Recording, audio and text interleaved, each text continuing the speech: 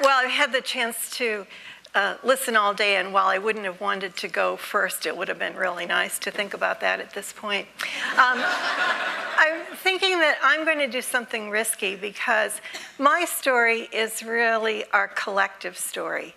And you would all probably tell it a little bit differently than I would. And in some ways, that's your assignment as you listen to think about how you would tell it differently.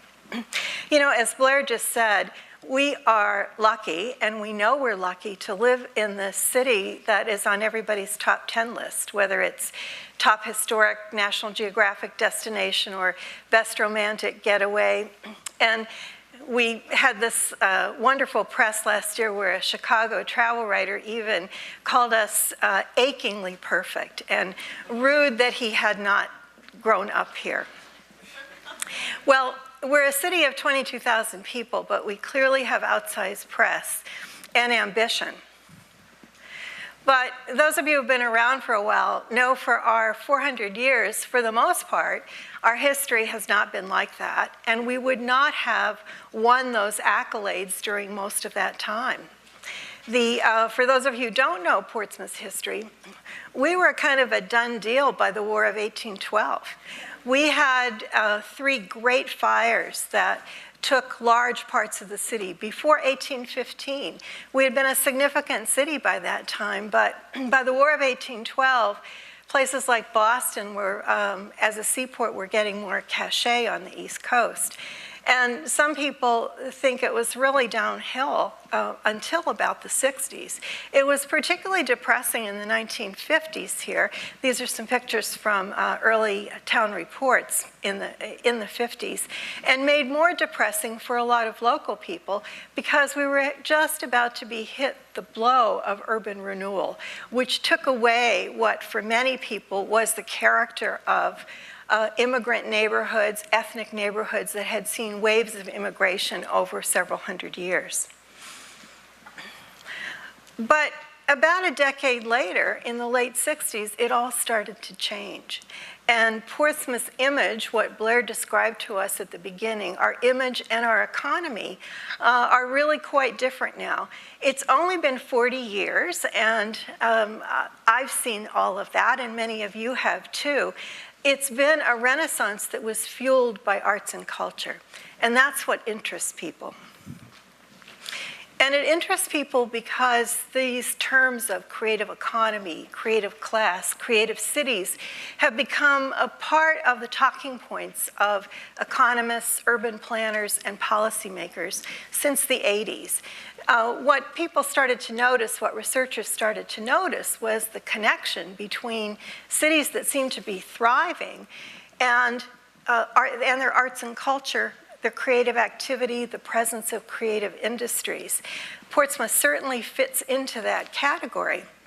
This idea really took off after the economic crisis of 2008, when researchers like Ann Markison and Richard Florida observed that the cities that had were high on the arts and culture index had survived the recession really well, and they seemed to be thriving.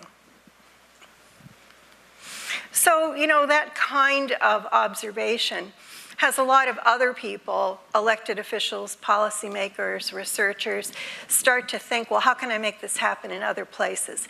How can I use what we learn about creative economy to transform other places? And I'm one of those people too, because in my day job, I have confessed to having worked with the creative economy and a lot of the similar kind of research. So, you know, people are trying to figure out what are the short-term investments that can boost tax revenue or create foot traffic or do whatever by using arts and culture. But because I've lived here for 40 years, I know it doesn't work like that. And it hasn't worked like that here.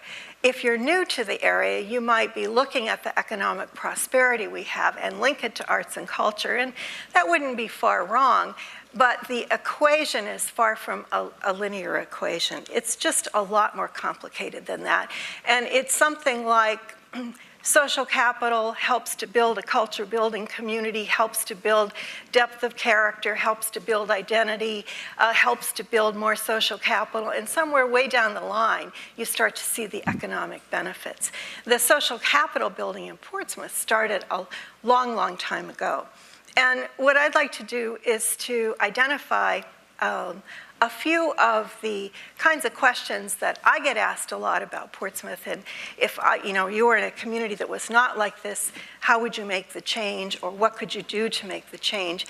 And then give you some illustrations of things that have happened over the last 20 or 30 years that I think have contributed to what we have here.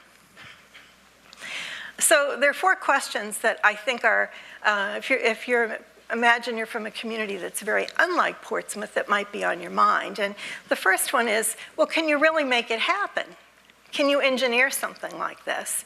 Or does it have to happen organically? And then if you buy that you can make it happen, what kinds of investments would you make? What will have long-term value? Finally, third, what would you do to create social capital? How do you get beyond the economic value? And the question that has started to interest me a lot lately, and this talk has gotten me thinking a lot about it, what's the motivation to do this for ordinary people, for folks who are not professionally artists or professionally historians? What motivates them to create this energy and invest this energy that will, in the long run, maybe pay off? So I'd like to illustrate that with a few examples from that I've been involved in here and that I have had the luxury of seeing play out. And because I really do think you can engineer this. I think you can very well engineer it. And sometimes I think we forget that you can engineer this. I want to pose a problem to us at the end about what we could engineer next. About 20 years ago, I was the chair of the music hall board, and we wanted to move forward with a project in community arts. We were a presenting house, and we wanted to get more engaged with the community. And so we came up with this idea of a community-wide project that would interpret the stories of our largest employer, the Naval Shipyard, through dance, that would use an artistic medium to help the community understand a lot more about the history of the Naval Shipyard. And we invited choreographer Liz Lerman and her dance company to be here in residence for 2 years. That project, which has been written up in a lot of the research literature about community arts, changed Liz's career trajectory, and it changed lots of the people who were involved in that project. You know, here's what we were trying to do. We were trying to collect the stories around the shipyard, the stories of the work lives of ordinary people, riggers, as well as engineers, to look at this amazing change from the era of sailing ships, because remember, John Paul Jones' ship was repaired there, to nuclear submarines, to try to look at also the stories of racial discrimination at the shipyard, of the dumping of toxic waste, of environmental impacts of all kinds, of the role of women in the workforce. We wanted to look at the whole thing that had affected the history of people in this area for a long, long time, and then interpret those through dance. And it ended up being a very powerful project with professional dancers, with lots and lots of people in the community activated into performing, gathering stories, telling each other stories. And it had the power for, in many cases, it really had the power of surfacing stories previously untold, or stories that had not been told for a while. Particularly memorable to me, and a dance that I was a part of, was the story which you've heard a lot about now, but for a long time wasn't talked about, the sinking of the Thresher sub off Portsmouth, where many local lives were lost, as well as the tragic story of the Squalus submarine, where some were saved and some were lost. And, you know, we had folks who were the children of people who had lost their lives in that submarine, in those submarine disasters, as part of our project. And so Liz Lerman, as a choreographer, really forced onto the stage a number of the most authentic stories that could be told.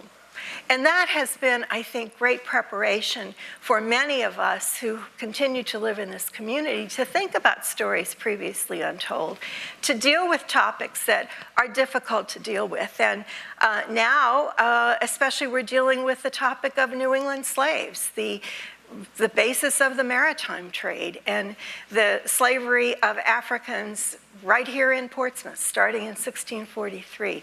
So that project connected a lot of people to a different kind of history than they had been connected to here, and most importantly, connected a lot of people to each other. People who never would have met, even in a very small community, which I think is something for all of us to think about, worked together for 2 years on this project. And I know in many cases, because of course I continue to see those people, it activated a lot of civic involvement and a lot of civic engagement.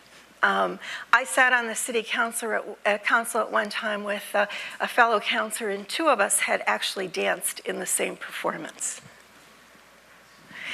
The Shipyard Project became a big deal. It was an iconic community arts project, and it really also propelled Portsmouth's potential to contribute to community arts onto the national stage. It's still a project that I think is the roots for me of my motivation of interest in community arts. And it was good preparation for something we did about 5 years after that, which is the cultural plan for the city. You know, I have never been big on cultural planning, and partly it's because I've seen and read an awful lot of cultural plans, and they read all the same. And I didn't want that to happen here, for sure, and so I was really against hiring an outside firm to do it, which is how people typically do it. So we were a very diverse, small group who fanned out and talked to lots of other people, and we did it ourselves. And we wrote a plan which I think still holds up if you read it. And it became part of our city's master plan so that it could be elevated into a community-wide vision of culture. It's much more of a vision than a culture. And what it really does, unlike, objective number 1.1234, which a lot of cultural plans are, really tells the story of our identity. Like many of the things we've done in Portsmouth, it connects the domains of culture. It connects arts to preservation, to history, to the work life, the maritime traditions of the community. And that identity, which now, 10 years later, people have a name for, it's called placemaking, that identity is really at the core of the plan. It had 6 areas. Preservation's an obvious one. The creation of more spaces for public activity, I'll come back to that, was one. And one that I don't think maybe had as much attention at the time, but has proven to be very important, was the creation of many opportunities for young people to be involved in the arts. Because we've got to assume our young people are going to stay in this community, want to live in this community. We want to get them off to a good start. It had 3 other areas. Interestingly, one was about marketing Portsmouth as an arts and culture destination. And then there were 2 others about how other sectors could get involved. What should business do? What should the role of government be in the arts? And one of the things that the plan really proved to do was to be of great interest to young people. And some people who are in this room who were young at the time, I must say, were really influenced by the plan to think about what they wanted to do here for their futures. And I told Russ Grazier I would mention his name because I remember so clearly Russ calling me up and saying, he was a student, I think, still in Boston at the time, I'd like to have coffee because I see in the plan here that we don't have a music and art school, and I want to do one. And of course, the immediate reaction is, oh my God, what have we started here? We're not ready for this. Am I going to be responsible for telling him we don't have the money to build an arts and culture school? And what I soon learned after coffee is that he had done all the thinking already and had figured out how what we now know as PMAC would come into being. And I thought, well, this is great. You put a vision out there, and there are lots of people in this community who will take up that vision. We've created the conditions, and that's what the vision did. It created the conditions for lots of people to see their future here. So the next time a young man, this time Chris Greiner, called me and said, I'd like to have coffee because I think we need a contemporary arts center here, a multidisciplinary contemporary arts center. I was ready to take it seriously because I think a robust plan and the work we did around the plan gave impetus to lots of things that we now are all taking enjoyment in. One thing I think we did right in the plan was to call attention to problems. Sometimes I think we don't do this often enough when we are putting forth a vision. It's all happiness. And we called attention to problems, which we still have, the problems of lack of facilities and lack of public gathering places. You know, you can't really build community. You can't really have artists and performers ply their trade if you don't have the spaces in which to do it. And we, in retrospect, really lacked spaces. So you know we're a small community, and you know it's only been about 15 years since that time. But I started to inventory, and I'm sure I have forgotten some things on this, what's occurred since that time. And just think about these things. The Black Box Theater, that is home to several performing groups, the renovated music hall, the new cabaret space, the Welcome Center to tell everybody about our arts and culture, the Seacoast African American Cultural Center, the Portsmouth Music and Arts Center, which we just referred to, the community television station, and coming attractions, right? The top picture is of the museum, the Visual Arts Museum, which will soon be online. The plans for the 3S multidisciplinary art space below.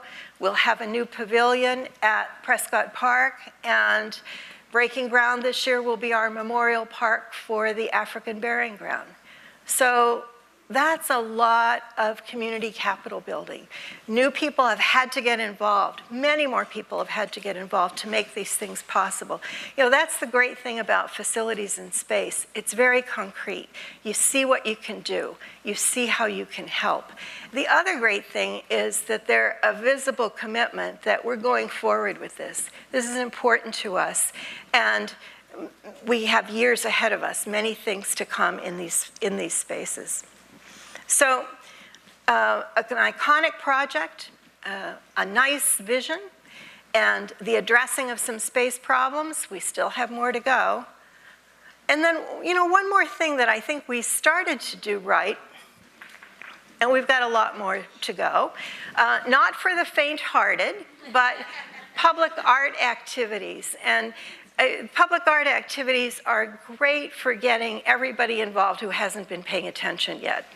So the ability to use temporary art installations to activate people thinking about really important questions. This is why public art, I think, is very important, and it's hard to understand why it's so important. But it makes us always answer questions like these. What is art anyway, right? It makes the average citizen think about the role of artists in culture. What is art anyway? What does our reaction to art and architecture say about who we are and what we value? Are we curious? Are we willing to take a risk? And in Portsmouth, probably the most important question always is, how do we balance the old and the new? Is there room for both? And as those of you who live here know, this is a very active question. This is a great photo from the project that Kathy Sununu brought to our community a couple years ago, the outdoor graffiti art. Is there room for the new with the old?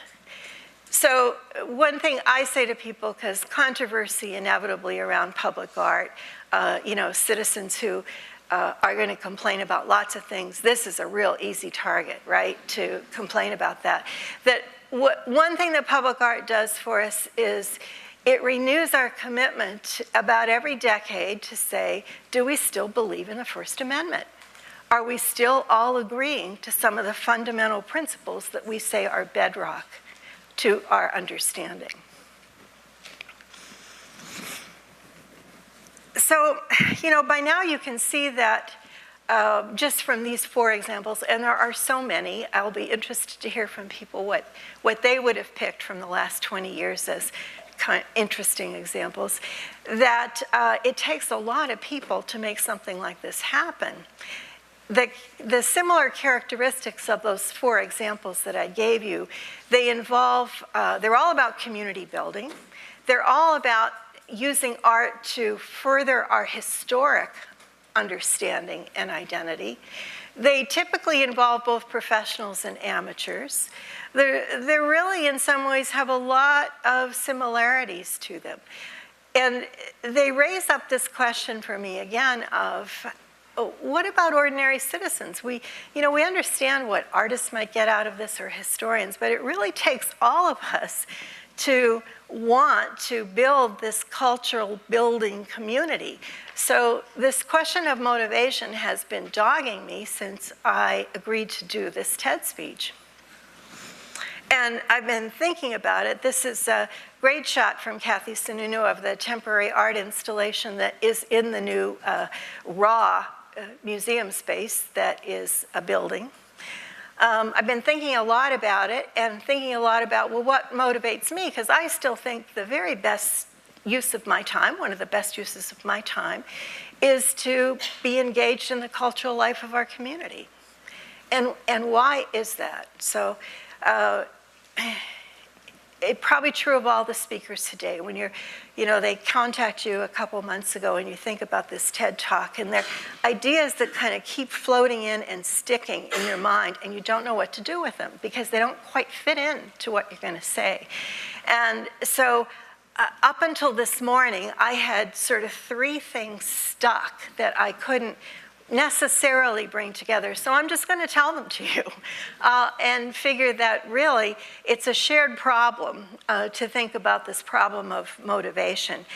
There's a problem, a challenge I'll give you first. There's a story, kind of a metaphoric story, and then there's just a phrase. And they've continually recurred to me, and I've been trying to work them in, so here goes. The problem.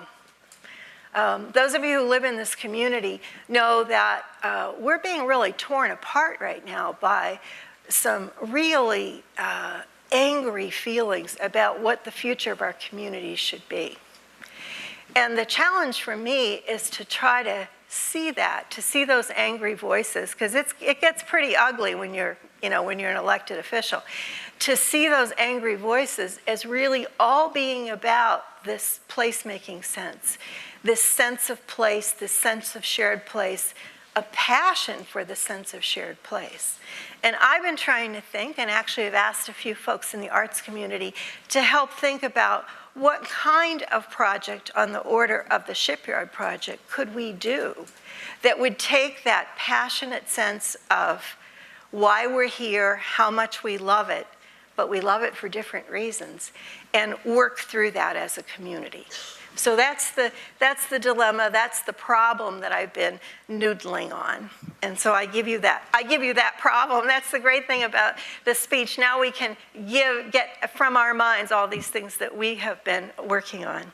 And then the second is I'll give you a story. And this is a story that I learned, a number of years ago when I went to an international environmental conference.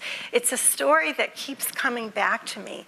And when I've told it to other people, they see different things in the story. So I've decided not to interpret it for you, but you can see in the story what you think.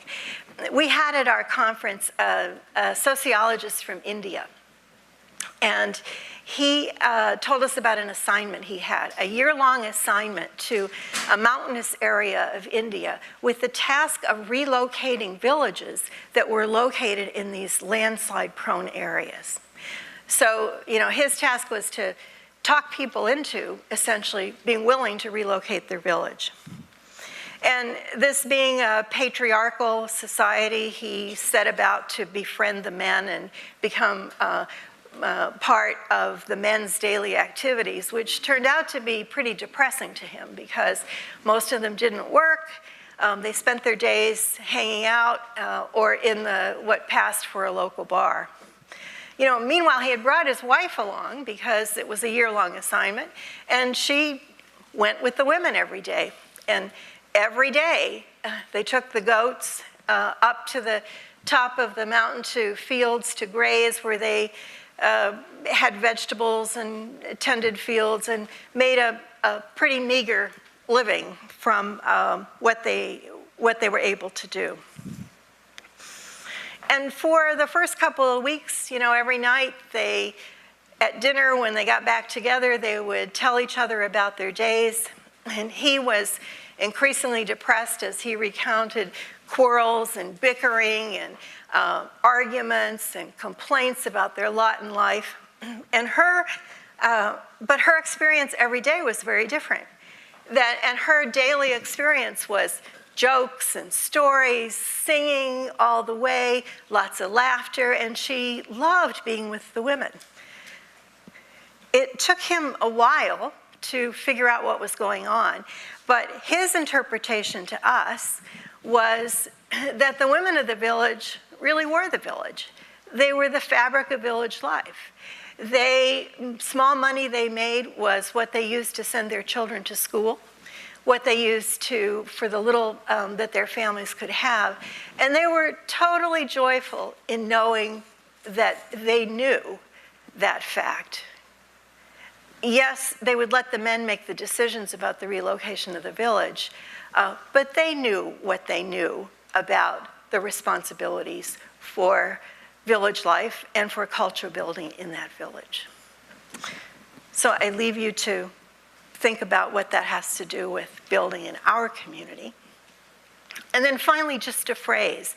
So a problem we can all work on, a story, and just a phrase. And I've been trying to figure out how to work this in, so I'll just leave it for you at the ending. And that comes from commentator David Brooks, who, as some of you know, has written about what makes us human. And this phrase, which I think is a great one to end on, which is that the depth of character of people, and I would say maybe the depth of character of a community, rests in the commitment to transcendent projects that extend beyond our lifetimes. And that's what I think many people in this community are committed to. I think we see it in each other, and if you haven't made that commitment yet, I would encourage you to think about it.